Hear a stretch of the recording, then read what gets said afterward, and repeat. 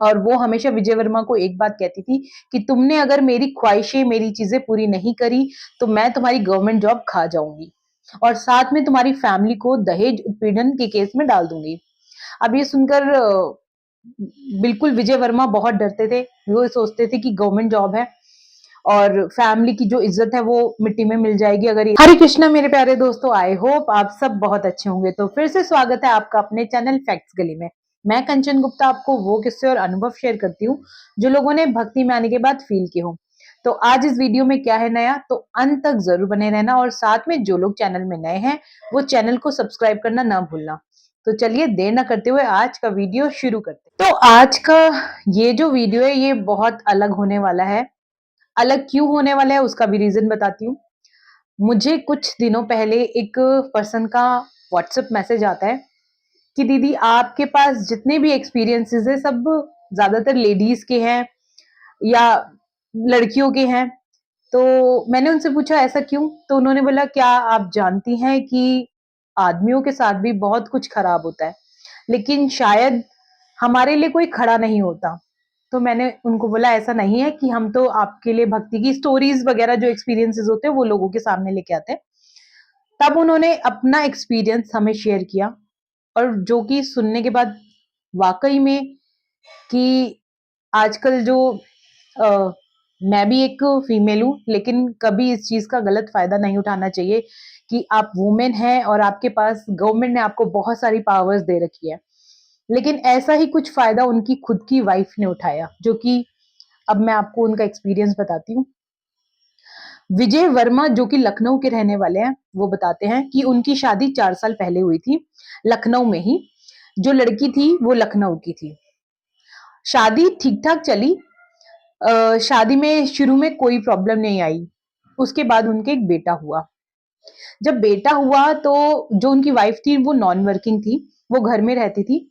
बेटे के टाइम पे उनका जो हस्बैंड था विजय वर्मा, वो एक गवर्नमेंट एम्प्लॉय था। अब गवर्नमेंट एम्प्लॉय था तो उनकी वाइफ उनको अक्सर कहा करती थी कि बच्चे को मैं नहीं संभाल सकती हूँ, तो उसके लिए तुम कोई हेल्पर लगाओ। वो चीज समझ में आती, उन्होंने उनके लिए हेल्पर लगाया। धीरे धीरे बच्चा बड़ा होता चला गया, साल भर का हो गया। तो अब विजय वर्मा जी ने कहा कि अब तो काफी टाइम हो गया, अब तुम काम करना शुरू करो।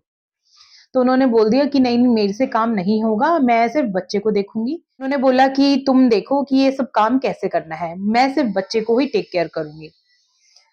तो विजय ने सोचा कि बच्चा छोटा है इस करके उनकी वाइफ ये सब बोल रही है, लेकिन ये चीजें यहां तक नहीं रुकने वाली थी। अब उन्होंने अपना जो भी पैसा है, खर्चा है, काफी कुछ करना शुरू कर दिया और हर चीज का प्रेशर विजय पे डालती थी। और अब उनकी जो बातें थी वो आर्ग्यूमेंट लड़ाइयों में बदल चुकी थी। और वो हमेशा विजय वर्मा को एक बात कहती थी कि तुमने अगर मेरी ख्वाहिशें, मेरी चीजें पूरी नहीं करी, तो मैं तुम्हारी गवर्नमेंट जॉब खा जाऊंगी और साथ में तुम्हारी फैमिली को दहेज उत्पीड़न के केस में डाल दूंगी। अब ये सुनकर बिल्कुल विजय वर्मा बहुत डरते थे। वो सोचते थे कि गवर्नमेंट जॉब है और फैमिली की जो इज्जत है वो मिट्टी में मिल जाएगी अगर ये सब बातें सामने आती है। तो वो जैसे कहती वो करते चले जाते। अब फाइनली उन्होंने एक और चाल चली, जो कि उन्होंने क्या किया, अपनी मदर को यानी लड़की ने अपनी माँ को अपने ससुराल में बुला के बिठा लिया और साथ में अपने भाई को भी बुला लिया। अब उनका भी खर्चा विजय वर्मा उठा रहे थे, जिसमें कि उनका जो भाई था वो खर्चा उठाने लायक था और वो अपना सब कुछ कर सकता था, लेकिन उन सबका प्रेशर भी विजय वर्मा पे आ गया। विजय वर्मा जैसे ही अपनी वाइफ से कोई बात करने लगते तो उनकी पहले ही बात शुरू हो जाती कि अगर तुमने मेरे अकॉर्डिंग काम नहीं किया तो तुम्हें जेल की हवा खानी पड़ेगी और साथ में दहेज उत्पीड़न का जो केस डालूंगी वो है अलग। विजय वर्मा बहुत ज्यादा परेशान थे, सोच रहे थे कि इंडिया में बहुत सारे रूल्स एंड रेगुलेशन वुमेन्स के लिए हैं, लेकिन और कई औरतों ने इस चीज का बहुत नाजायज फायदा भी उठाया है। वो अपने ही हस्बैंड को परेशान करती है सोच के कि हमें कुछ और मिल जाएगा, लेकिन वो ये नहीं जानती है कि जिस पर्सन के लिए आप आए हो अगर आप उसी को परेशान करोगे तो पैसा तो आपको मिल जाएगा लेकिन गृहस्थी तो आपको नहीं मिलेगी। ये ना सोच के वो अपने हस्बैंड को बहुत परेशान करती थी। वो कहते हैं विजय वर्मा कि मेरी एक एक टाइम पे ऐसी पोजीशन हो गई थी कि मुझे ऐसा लगता था कि ये इन्होंने मुझे एटीएम समझ लिया है कि जब तक ये पैसे मुझसे निकालेंगी तब तक सही है, और जिस दिन पैसा निकालना बंद कर दिया ये मुझे कहीं ना कहीं फेंक देंगी। वो बहुत परेशान थे। वो अपनी वाइफ को कहते थे कि कम से कम तुम खाना बना के खिला दो, लेकिन वाइफ वाइफ तो ऐसा लगता था कि बहुत बड़ी राजकुमारी है, खाना तो दूर किचन में जाके खड़ा होना भी पसंद नहीं करती थी। दिन भर सिर्फ बैठ के बच्चे को खिलाती थी और सिर्फ आराम करती थी। हर चीज के लिए काम वाली लगा रखी थी, कोई काम भी नहीं उनकी वाइफ करती थी। विजय ने सोचा कि टाइम निकल जाएगा और चीजें ठीक हो जाएंगी, लेकिन दिन पे दिन चीजें बहुत ज्यादा वर्स्ट होती चली जा रही थी। एक समय पे विजय को लगा कि मैं क्या ही करूं, फैमिली वालों को बोलूं तो फैमिली वालों ने भी एक तरह से बोल दिया था कि अब इसमें हम क्या ही कर सकते हैं, तुम्हारी वाइफ इतनी शातिर है, हम कुछ नहीं कर पाएंगे, क्योंकि उसके पास एक ही बात है कहने के लिए कि मैं सबके ऊपर केस कर दूंगी और सबको जेल की हवा खिलाऊंगी। तब अब उनके पास कोई चारा था ही नहीं, सिर्फ चारा था तो एक प्रभु का रास्ता। कहते हैं ना, दुखी इंसान जब गुहार लगाता है ना प्रभु के, तो प्रभु भी सुनते हैं। विजय जी ने दरवाजा खटखटाया हमारे प्रभु राम जी का। प्रभु राम जी के मंदिर में गए, हनुमान मंदिर में गए और कहने लगे कि प्रभु मैं बहुत परेशान हूँ। मन तो करता है कि आज ही चला जाऊं इस दुनिया से, लेकिन मेरे सामने ना मेरे वो बूढ़े माँ बाप दिखते हैं जिन्होंने ऑब्वियसली मुझे जन्म दिया है और इतना बड़ा काबिल इंसान बनाया है, तो एक औरत के लिए मैं मरना तो बिल्कुल भी गवारा नहीं है मेरे लिए। बस आप कोई ऐसा रास्ता दिखाओ, ऐसा कुछ करो कि सब ठीक हो जाए, क्योंकि इस तरह से ऐसी लेडी के साथ रहना ना दिन पे दिन बहुत मुश्किल होता जा रहा है, जिसको मुझसे प्यार है ही नहीं, जिसको प्यार है तो सिर्फ और सिर्फ पैसों से है। वो कहते हैं कि ये सोच के उन्होंने अपना 108 हनुमान चालीसा का पाठ करना शुरू किया और साथ में 1.25 लाख राम नाम जाप करना शुरू किया। वो कहते हैं एक दिन निकला, 2 दिन निकले, मैं जब भी वो चिल्लाती थी ना, मैं अपने मन मन में राम राम राम राम राम राम करता चला जाता था। मैं उससे लड़ता नहीं था, मैं उससे आर्ग्यूमेंट भी नहीं करता था, क्योंकि उसको कुछ समझ में ही नहीं आता था। फिर धीरे धीरे क्या हुआ, वो बीमार हो गई, उसको डेंगू हो गया।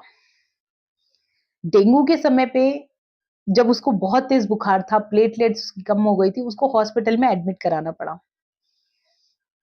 अब आ गया प्लेटलेट्स देने का समय, उसका खून किसी से मैच ही नहीं हुआ। फिर भी मैंने प्रभु का नाम लेता रहा, थी तो मेरी बीवी, जैसी भी थी मेरी बीवी। मैंने ही उसे अपनी प्लेटलेट्स दी, चाहे जितना भी उसने मेरे साथ बुरा किया हो, लेकिन मैंने ही उसको अपनी प्लेटलेट्स दी। बस मैंने ये सोचा था कि जो करेगा प्रभु करेगा और प्रभु के ही हाथ में है सब कुछ ठीक करना, करेंगे तो भी ठीक, नहीं करेंगे वो भी ठीक, जो है प्रभु करने वाले हैं। जब प्लेटलेट्स दी और वाइफ ठीक हुई डेंगू के बाद और घर वापस लौटी, तो एक चेंज था। शायद इस बात का चेंज था कि बचाने वाला भी उसका हस्बैंड ही है, जिसको वो इतना निकम्मा निकट्टू और परेशान किया करती थी। पालने वाला भी वही और बचाने वाला भी वही। इस बात को लेकर शायद उसमें थोड़ा सा बदलाव आया।